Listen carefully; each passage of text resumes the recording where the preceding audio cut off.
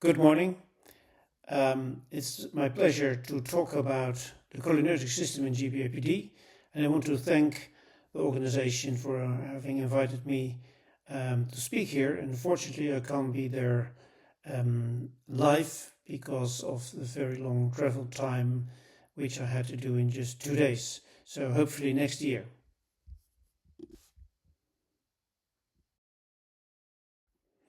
The topics of today are the data on FEOBV in de novo GBA1-PD, related to cognitive profiles in GBA1-PD, and looking at some progression data of GBA1-PD, especially during the first 3 years with 2 tracers, not only FEOBV, but also F-DOPA PET scans. 2 years ago, there was a presentation of new criteria of making the diagnosis of Parkinson's, and there were in this schedule also neuroimaging criteria mentioned. And as you can see, none of these touched upon the cholinergic system, which is, in my opinion, deficit of this system. And I will hopefully show you why I think that would be a good addition to the existing neuroimaging criteria. The data you will see are greatly derived from our study protocol of the Dutch Parkinson cohort, the so-called DOPARC cohort, which is prospective observational study of de novo Parkinson's disease patients, and to identify and validate biomarkers for Parkinson's disease subtypes. Here you see a brief overview of our endpoints in DOPARC, and I would like to focus on the cognitive ones, where we have an extensive imaging battery with MRI, F-DOPA PET, FEOBV PET, in combination with extensive neuropsychology examination, besides, of course, retinal research, gut microbiome data, and GP2, whole exome sequencing data, and of course including clinical assessments of motor and of course also non-motor symptoms. So that's the part. The cholinergic system must be well known to most of you, and the nice thing is that it is a very widely spread projection system from a few important nuclei, from which one is in the brainstem and projects to the thalamus. So that's an important one. And the other one is, of course, the NBM, the nucleus basalis of Minot, with extensive projections to all cortical areas. 2 years ago, we summarized actually all the data on the spreading of alpha-synuclein as proposed by Per Borghammer from Aarhus. And as you know, that he proposed 2 subtypes, a body first originating in the gut or in the skin, and brain first subtype.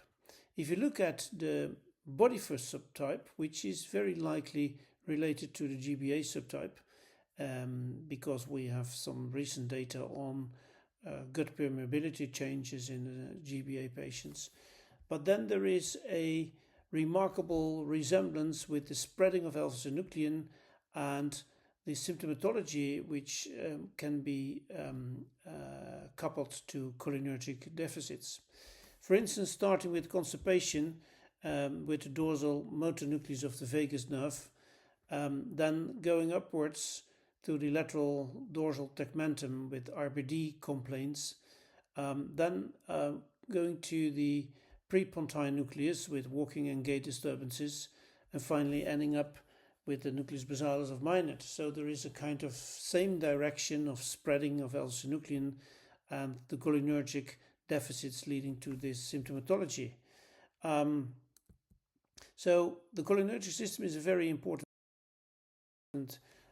part of the neurodegeneration in Parkinson's, and we have been focusing on GBA mutations for quite some time and screened thousands of patients in the Netherlands, where it proved to be a quite high frequency of GBA mutations, about 15.6%.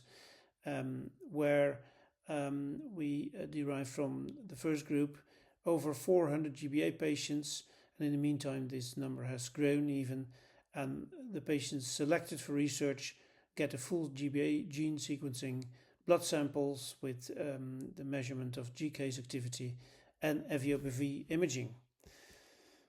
It's good to know, looking at the distribution of GBA mutations in the Netherlands, it's remarkable that most mutations are of the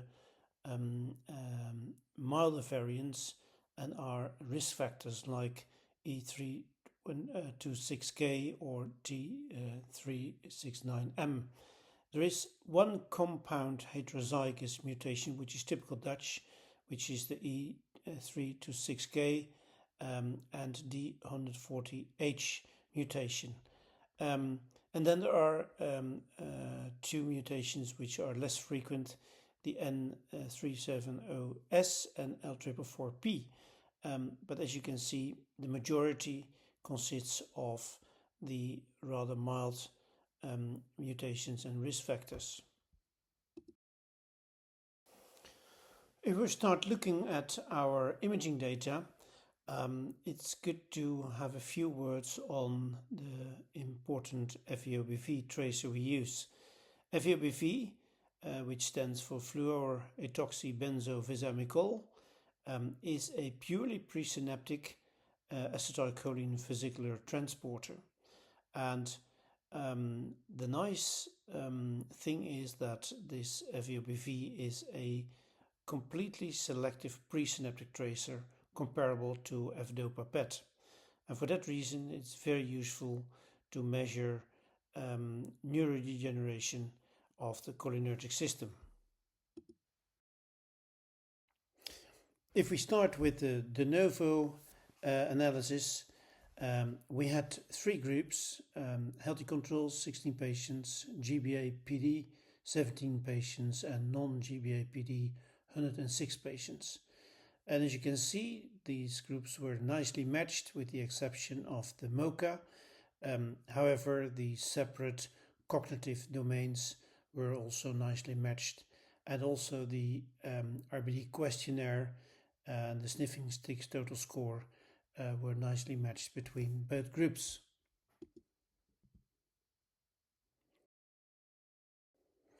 Looking at the imaging data, we can see here in the de novo GBA-PD, the posterior areas are much lower as compared to the healthy controls, as compared to the non-GBA group versus healthy controls. Especially so the occipital, temporal and parietal areas show a much lower cortical uptake of FEOBV.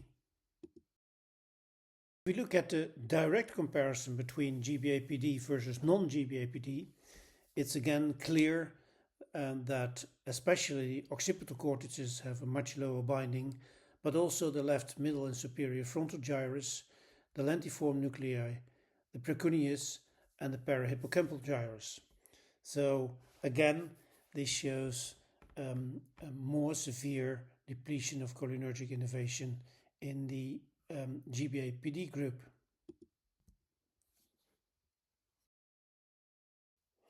Summarizing the differences in de novo PD patients versus GBA-PD patients, it's clear that there is a more severe cholinergic degeneration in GBA-PD with, however, equal cognitive performance at baseline. So apparently, the imaging precedes the clinical cognitive deterioration. There was no upregulation seen in GBA-PD patients, as was seen in previous work in non-GBA-PD patients. And the direct comparisons between GBA and non-GBA only show differences if they were non-FDR corrected. And this might be related to the fact that 2/3 of our patients consist of the milder variants and risk factors. And it is a relative small group. If we look at the voxel-based analyses, there were several decreased binding sites in occipital, parietal, temporal regions in GBA-PD, especially as mentioned the left parohippocampal gyrus, the left fusiform gyrus, and the left insula. If we look not only at de novos but at early GBA-PD, we compared two cohorts with 46 GBA patients and 104 non-GBA patients, where I have to admit that the duration of disease was slightly longer in the GBA-PD group.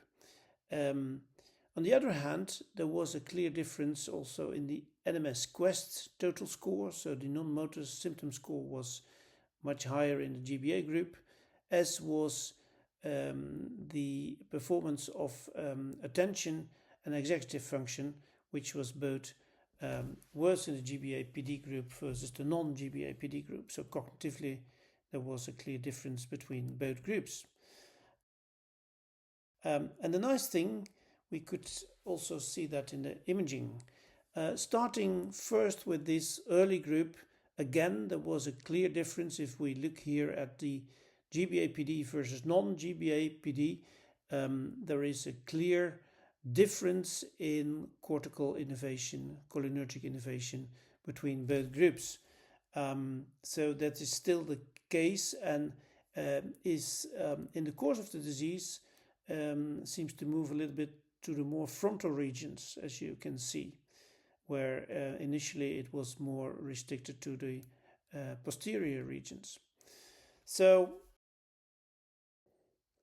looking at the correlation between FeOBV uptake and cognitive functioning, it was clear that especially with executive functioning, there was a significantly better correlation with the GBA-PD group versus the non-GBA-PD group, which means that the executive function was worse in the GBA-PD group, and especially strong correlations consisted in the frontal, temporal and cingulate gyrus, as well as in the parohippocampal cortices and in the nucleus lentiformis, the insula and the caudate.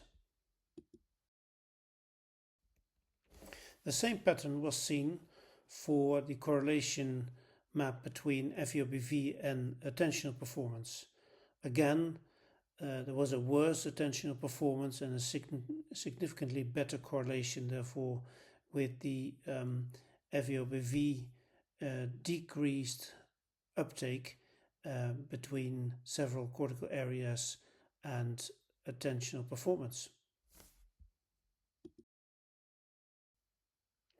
Another interesting feature was the fact that the gender had a significant influence on cholinergic degeneration patterns. As you can see on the left side, the GBA-PD male patients, in total 27, were compared versus the non-GBA-PD males, 82, and there was a clear different pattern of cholinergic degeneration as compared to the females, which are on the right side. 19 GBA-PD females compared with 22 non-GBA-PD females. And that is a very interesting and important finding, which makes analyses without gender-specific sub-analyses impossible for the future. You should take this into consideration. We also looked at our GBA variants and looked at the G-case activity and tried to correlate that to cognition or FeOBV activity. But unfortunately, we didn't find any correlation between the several subtypes of the variants, their G-case activity, and the cognition or FeOBV activity. So this has been submitted, but is already the conclusion of this part of the work. So if we recap, we see in the early PD a lower FeOBV uptake related to lower cognitive performance. We see a higher cholinergic degeneration in GBA-PD with a shift to more frontal and limbic cortices. We see a higher non-motor symptom burden in GBA-PD however, not with respect to RBD, hyposmia, depression or anxiety, but especially with attentional and executive dysfunction. Knowing that 2/3 had a mild or severe variant, but especially the mild variants as I showed you, and there was actually no difference in the FEOBV patterns between the severe risk factors and the milder variants. And as is known, that GBA is more frequently present in females, but with a complete distinct FEOBV profile in the females versus the males. If we look at the 3-year follow-up data, then there are also a few interesting things to mention. We did a follow-up with FDOPA and FEOBV, and we had 44 GBA-PD patients versus 126 non-GBA, where we of course looked at the rate of progression with both traces.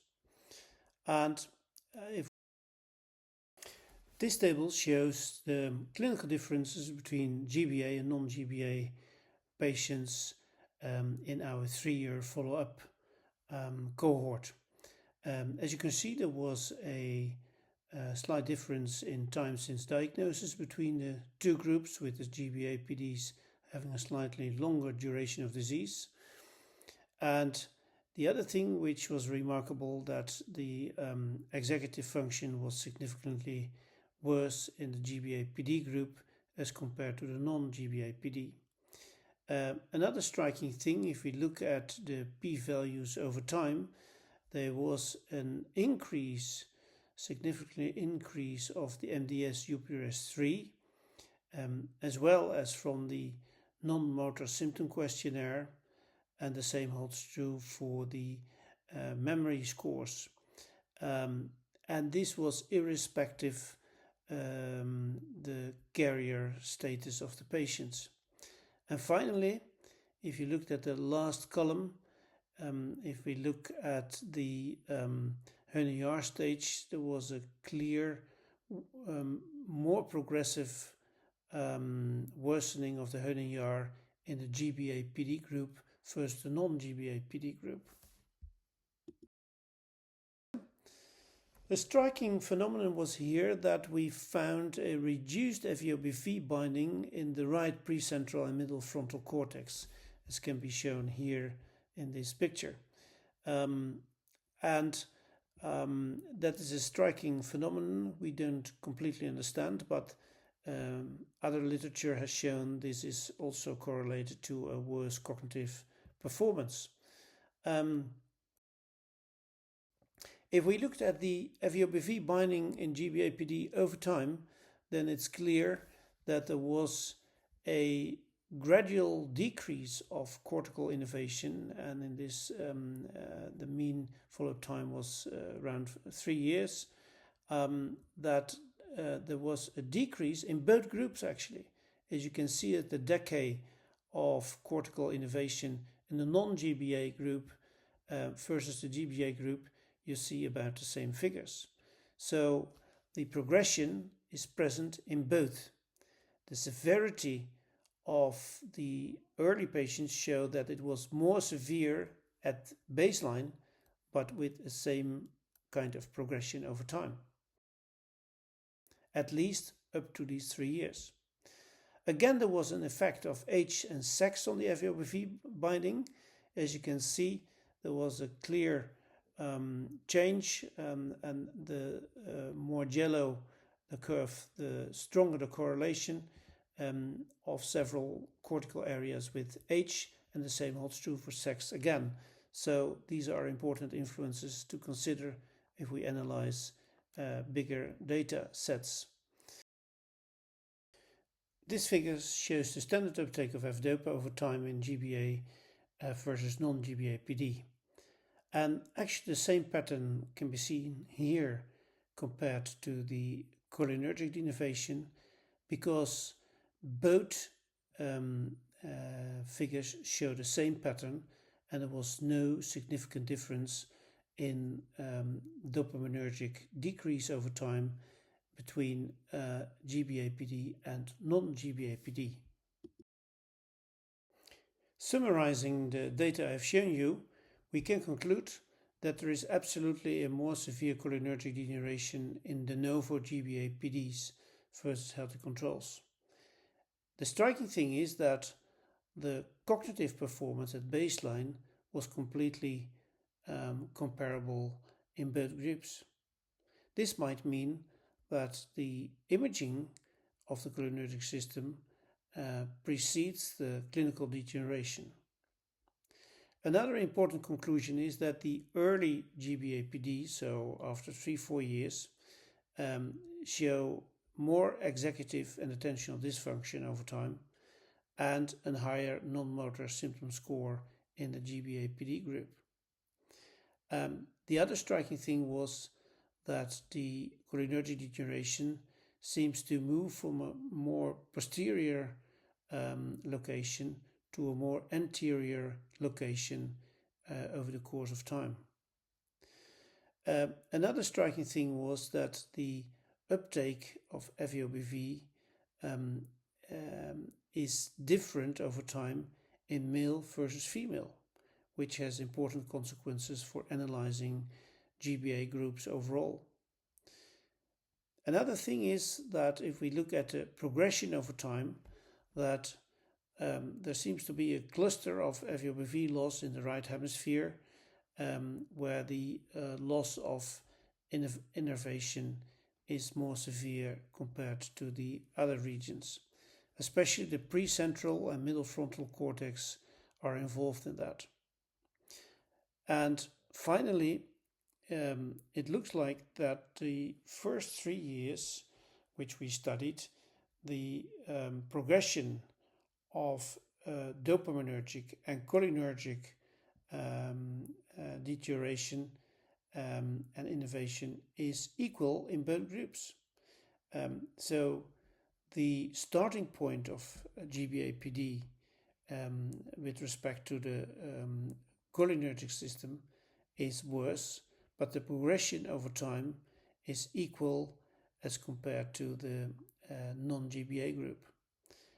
So this is interesting to see what our 6-year follow-up data, which are almost completed and will be published next year, will show us if there is what the literature suggests, a more diverging picture after 3 years.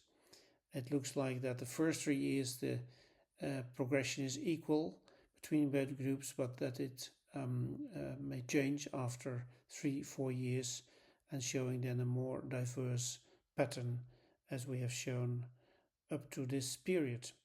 So I want to thank you for your attention.